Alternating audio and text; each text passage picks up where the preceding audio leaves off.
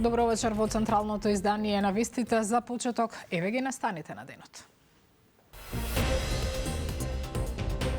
Мицкоски вели немало дил за враќањето на Груби. Јас како човек бев најнапаѓаниот политичар од истото ова лице Артан Груби. Аферата со марихуаната ќе ја расчистува новиот јавен обвинител. Нема инвестиции, плати и напредок кон Европската унија, вели Филипче. Јасно и гласно кажавте дека чекор напред, земја нема да напред. Премиерот со реплика нема да води мекотелна политика. Во Европската унија преку прозорец на можности или низ врата. Вајц оптимист. Бугарски европратеници против асоцијативно членство. Напълно неприемливи и несъстоятелни. Спорниот код НМК падна на уставен, но кој е на потек? Не може повеќе Горан Сударевски или Наке Чулеп воопшто, ако мене ме прашате, да се занимаваат со политика. Македонија меѓу првите од Западен Балкан без роаминг во Европската унија. До средината на март ние ќе бидеме готови со законот. Состојбата на Дачич стабилна, но тешка. Приклучене на апарати.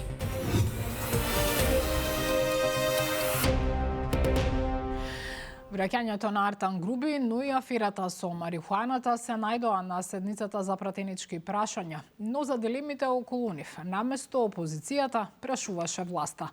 Премиерот Мицкоски уверува дека немало дел околу Груби, а аферата со канабисот ќе ја расчистува новиот јавен обвинител. Сања Трајковска Ставров. Власта прашуваше и власта одговараше. Дали има пазар за враќањето на Груби и кој стои зад скандалот со тоните канабис што беа фатени во Србија. Пратеникот Лјупчо Пренџов од ВМРО ДПМН ја прозва СДСМ дека по денови обвинувања од партискиот штаб, опозицијата не се одважи на пратенички прашања да добие одговори директно од власта.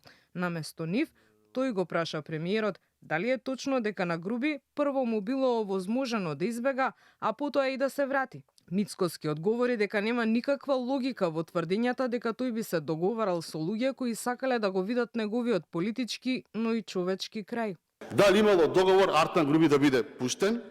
Дали и како реагирате на обвинувањата Социјалдемократскиот сојуз дека сте се договориле да се врати? Јас како човек бев најнапаѓаниот политичар од истото ова лице Артан Груби.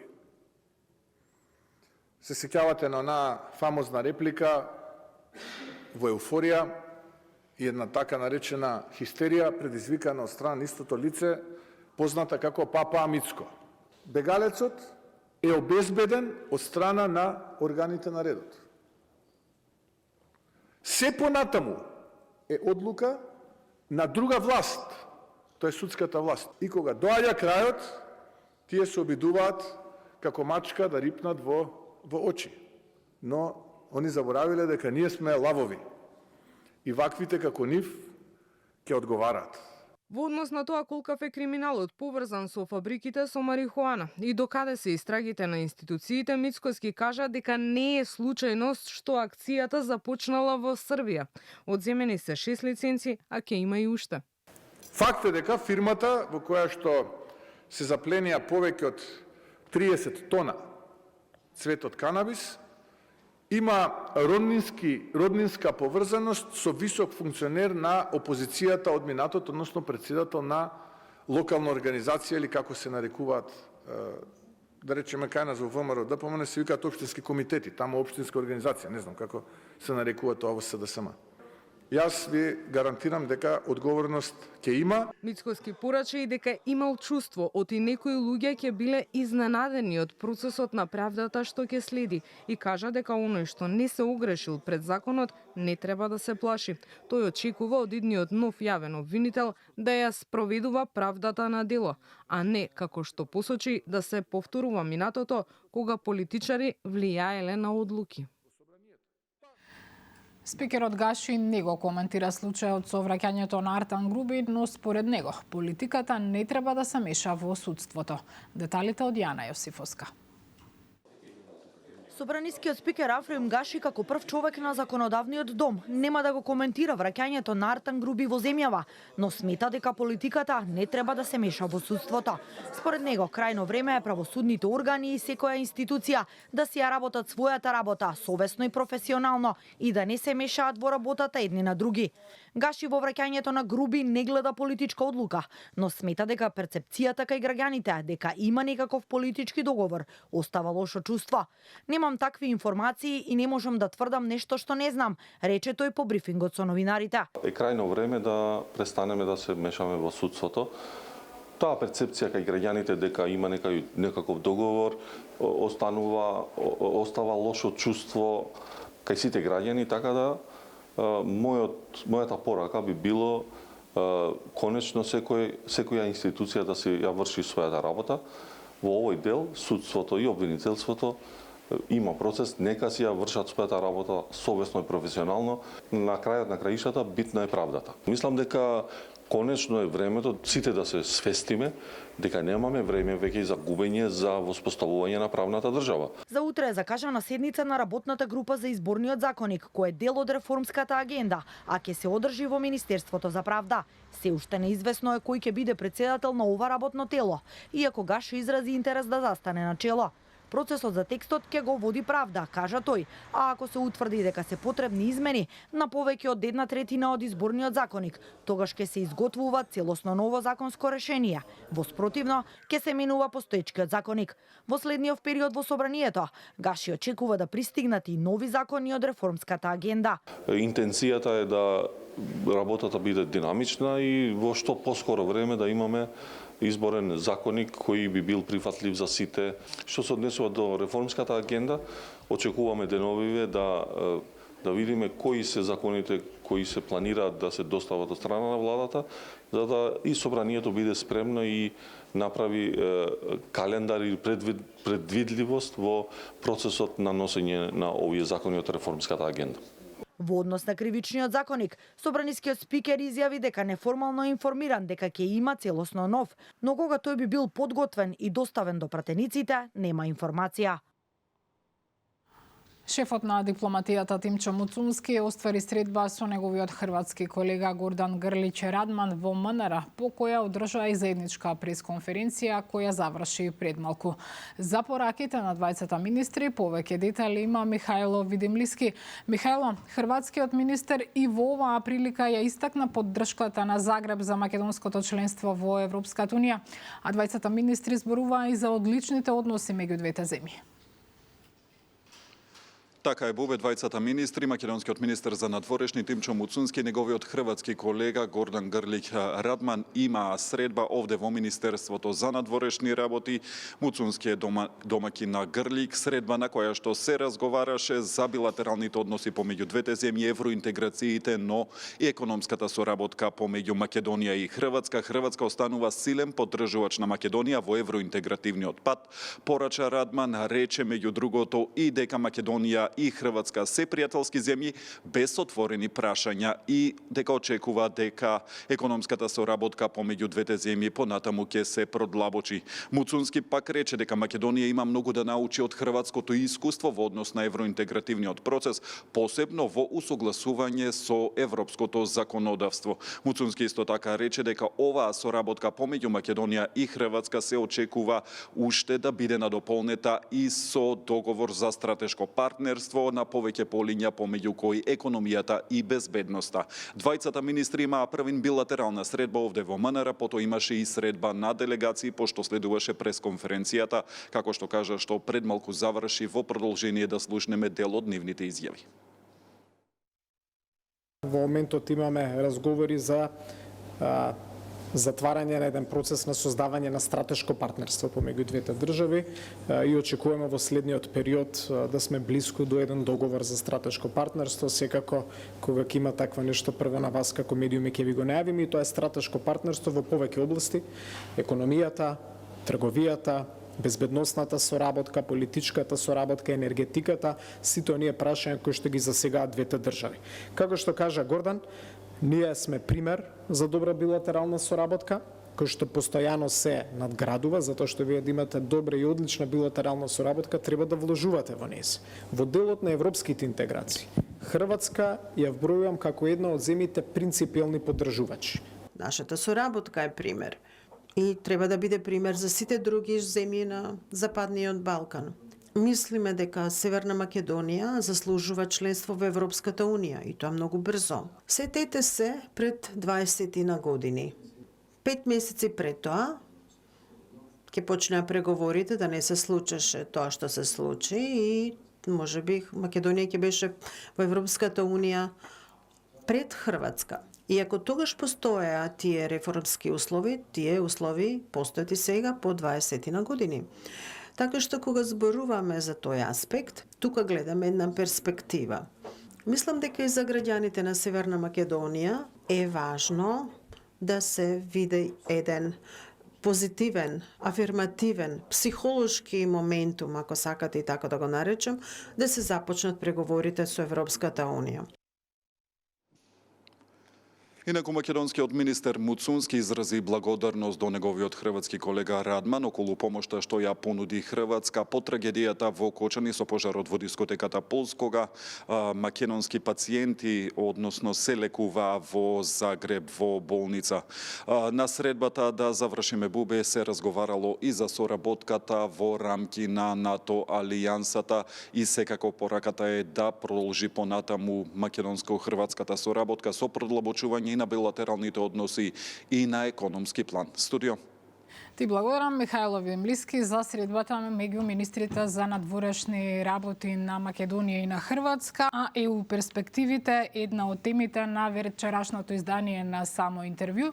Гостин на Гоце Михајловски ќе биде токму министерот за надворешни работи и надворешна трговија Тимчо Муцунски. Емисијата е веднаш по овие вести. Известувачот од Европскиот парламент Томас Вајц го презентираше извештајот за Македонија. Тој е оптимист за напредокот на земјава, но и на регионот. Јован Ѓорговски ги има деталите. Реформи има, но условот за уставните измени мора да се спроведе за земјата да продолжи по евроинтегративниот пат. Порача известувачот во Европскиот парламент Томас Вајц, презентирајќи го годишниот извештај за Македонија. Вајц ја пофали согласеноста со надворешната политика на Унијата, поддршката за Украина и работата на коридорите 8 и 10, кои ги оцени како клучни за регионот. Сепак нагласи дека има многу работа се уште во делот на владењето на правото, транспарентноста и слободата на медиумите. Изрази надеж дека годината нема да биде изборна за, како што кажа, да не се загуби фокусот на реформите и ја повика владата да ги спроведе врските на патот кон членство. The application is more than 20 years old, and I think it's time to move on. We're also pointing out that this is a huge window of opportunity in the moment for the whole region, but specifically also for North Macedonia to move on to EU accession. There's green light, as much as I see, from Council, from Commission. Here in the European Parliament, there's great support.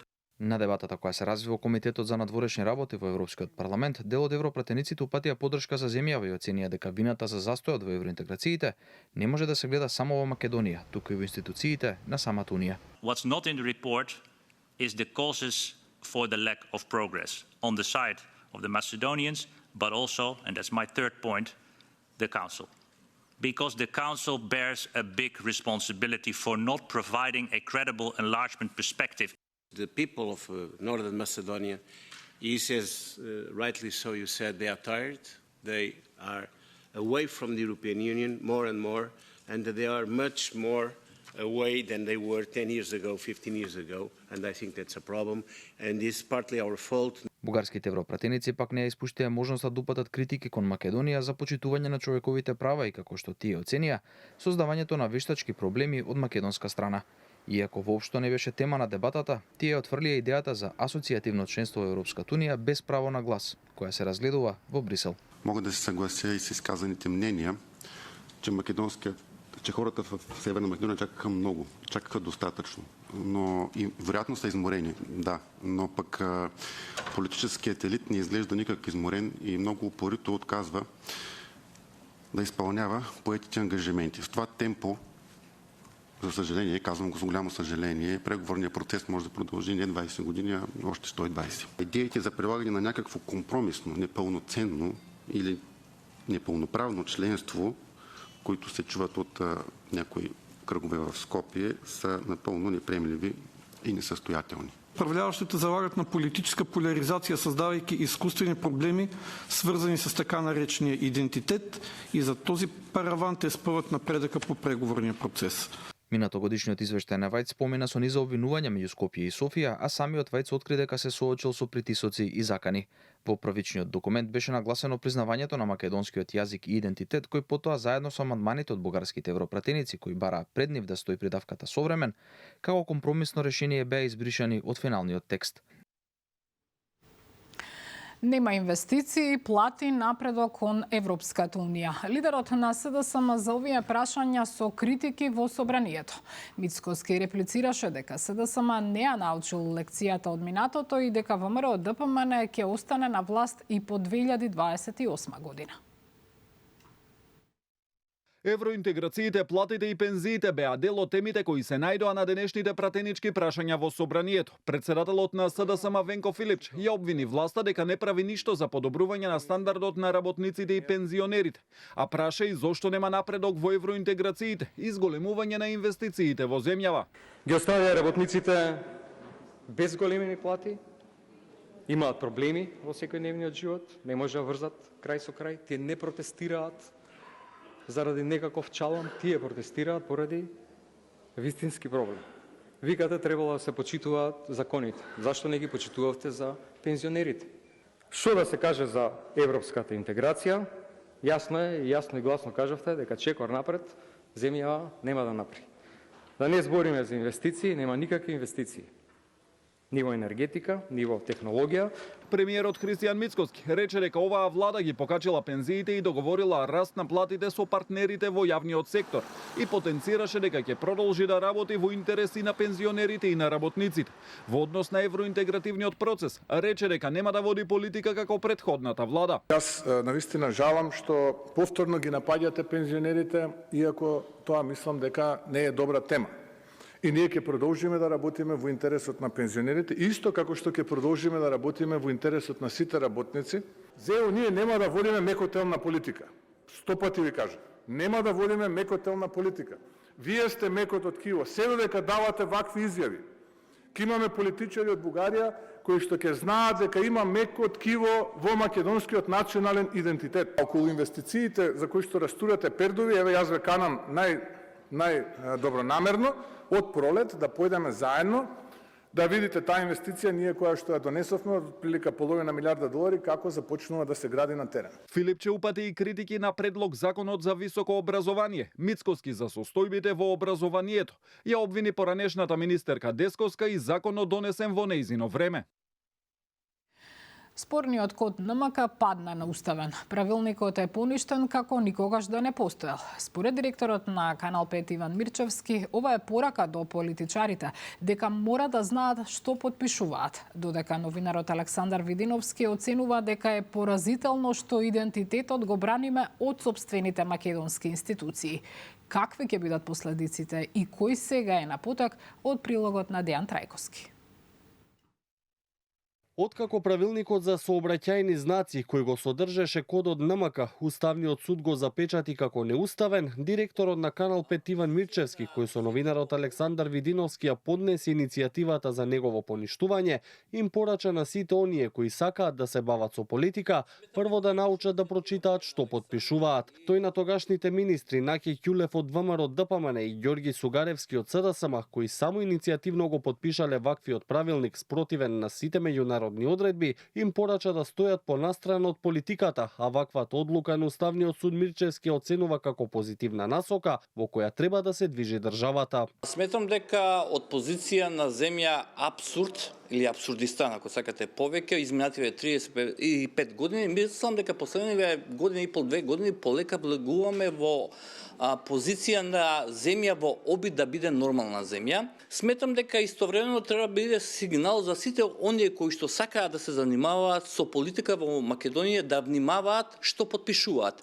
Не може повеќе Горан Сугаревски или Наке Ќулев воопшто, ако мене ме прашате, да се занимаваат со политика во Македонија, не на маргините. Тие треба да заминат во заборавот на македонската политика и истовремено сите заедно како општествени чинители и медиуми и политичари и уметници и сите останати и општествени работници да се трудиме прво да си го очистиме домашниот двор.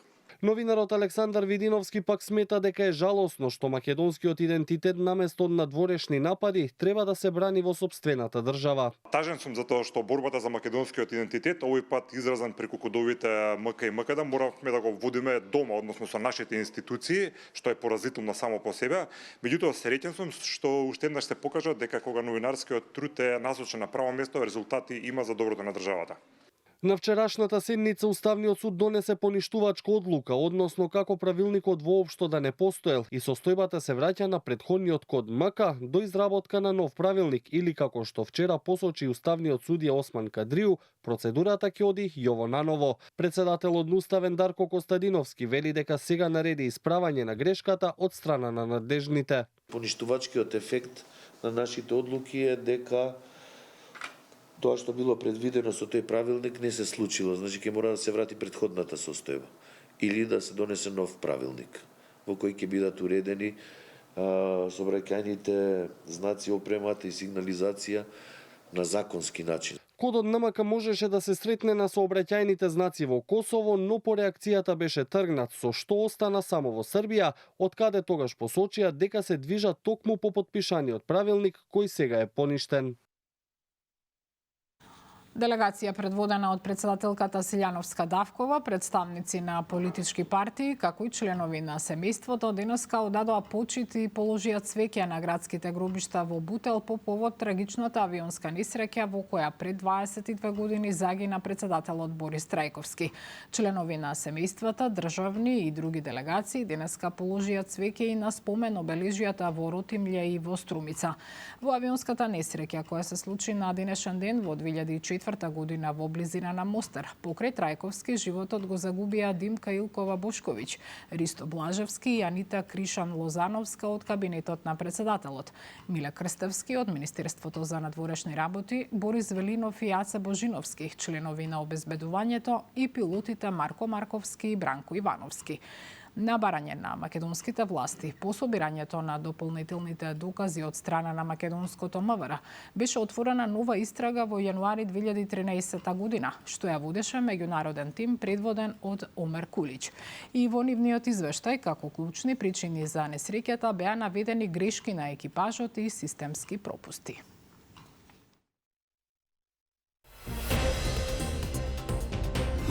Бројот на заразени со грип опаѓа, но расте бројот на хоспитализирани деца со РСВ вирусот.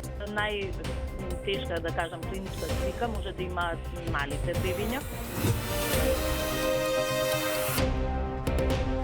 Автопатот Кичево-Охрид повторно добива нов рок и нова финансиска рамка. Собранието ги изгласа законските дополнувања со што се овозможува потпишување на 8-миот анекс по ред со кинески Синохидро. Сандра Спасовска. Повторно поскапува автопатот Кичево-Охрид. Кинески Синохидро доби уште 5 месеци за да ја заврши децениската изградба на автопатот, а со новите дополнителни финансиски средства во висина од 186 милиони евра ќе треба да ги санира свлечиштата и да ги изгради пристапните патишта. Со новиот анекс 8 поред на кој потпис треба да стават јавното претпријатие за државни патишта и кинеската компанија, надлежните очекуваат конечно да се заврши изградбата на овој автопат, а со ревидираниот крајен рок, кој сега е до 31 мај 2027 година, со кој се обезбедуваат дополнителни 151 ден, ќе треба да се добие употребна дозвола на автопатот.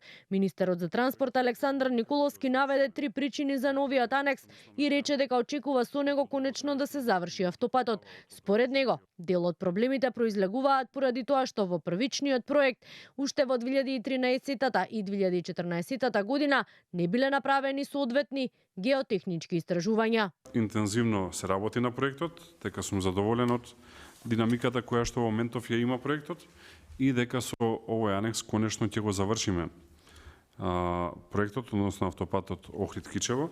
Кога се работи проектот и кога почнал во 2013-2014 година, ни геотехнички истражувања не се направени, но еве, реков дека ќе зборувам за проблеми кои ќе го завршиме. За таа цел предвидуваме непредвидени работи за стабилизација на слечишта. Ќе се градат 14 галерии долж автопатот Охрид-Кичево. Анексот се предвидува во дополнувањето на Законот за реализација на инфраструктурни проекти, кој доцна синоќа по скратена постапка добија зелено светло од пратениците.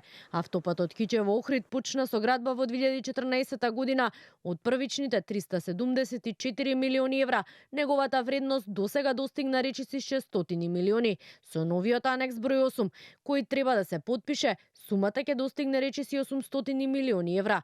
До сега од автопатот се пуштени околу 40 од вкупните 57 километри.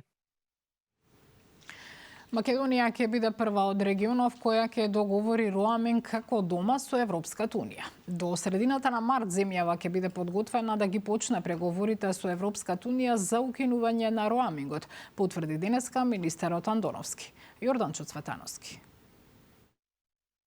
Земјите од Западен Балкан наскоро без роаминг во ЕУ, а Македонија ќе биде меѓу првите што ќе ја воведе иницијативата роаминг како дома, уверува министерот за дигитална трансформација Стефан Андоновски. Ова доаѓа откако Европската комисија најави дека ќе побара зелено светло од Советот на ЕУ за отпочнување преговори со земјите од регионот за укинување на роамингот при патување во земјите од Европската унија. Преку оваа иницијатива, целта е граѓаните и бизнисите од Македонија да користат мобилни услуги во Европската унија без дополнителни трошоци. Кажав дека ќе бидеме една од првите држави кои што ќе го потпише овој договор и заради тоа ние веќе усогласениот текст на измените на Законот за електронски комуникации го утврдивме на владина седница во вторникот и го испраќаме до Европската унија, Европската комисија и Европската делегација тука да го проверат и да ни кажат дали тие измени се доволно добри за оно што е барано од нас. Очекувањата на Андоновски се дека целиот процес ќе се движи со брзо темпо и граѓаните на земјава во текот на оваа година ќе бидат ослободени од роаминг. Ние до средината на март ние ќе бидеме готови и со законот, доколку биде потврден од Европската комисија и со правилниците. Но потоа оставаме простор да и Европската унија го направи својот чекор и очекувам дека тоа брзо ќе се случи. Значи очекувам дека ќе биде во текот на 2026 година. Инаку денеска Министерството за дигитална трансформација успешно е заокружи првата етапа од соработката со Академијата за ЕУ управување во рамки на иницијативата ЕУ поддршка за развој на капацитетите за сајбер безбедност во Македонија. Бројот на заразени со грип опаѓа, но се зголемува бројот на деца со РСВ вирусот. Респираторниот синцијален вирус е најголем непријател за децата до 6-месечна возраст. Од клиниката Козле со апел да се внимава со бебињата да не се носат во затворени простори со многу луѓе. До 150 прегледи дневно и 80 хоспитализации во клиниката за респираторни заболувања Козле со РСВ вирусот што е доминантен кај новороденчиња и деца до 2-годишна возраст. Директорката на клиниката Бочковска објаснува дека најчесто децата се со бронхит и проблеми со дишењето каде е потребно и кислород. Разликата е помеѓу РСВ и инфлуенца вирусот. Грипот започнува нагло со висока температура, со болки во зглобови, болки во грло, потоа ако има секакви компликација со долните дишни патишта, а додека РСВ вирусот не дава толку висока температура, некогаш може и да нема температура и ги напаѓа обично помалите деца, односно доенчињата и децата до кај 2-годишна возраст. Најтешка, да кажам, клиничка слика може да имаат малите бебиња, кои што се или новородени и доенчиња во првите 6 месеци. Бројот на заразени од грип според извештајот на ИЕЗ се намалува, скоро за 50%. Се намалени случаите на грип во однос на претходните недели. Но она што објаснуваат педијатрите и матичните доктори, се сега веќе првите симптоми на алергии со затоплувањето на времето.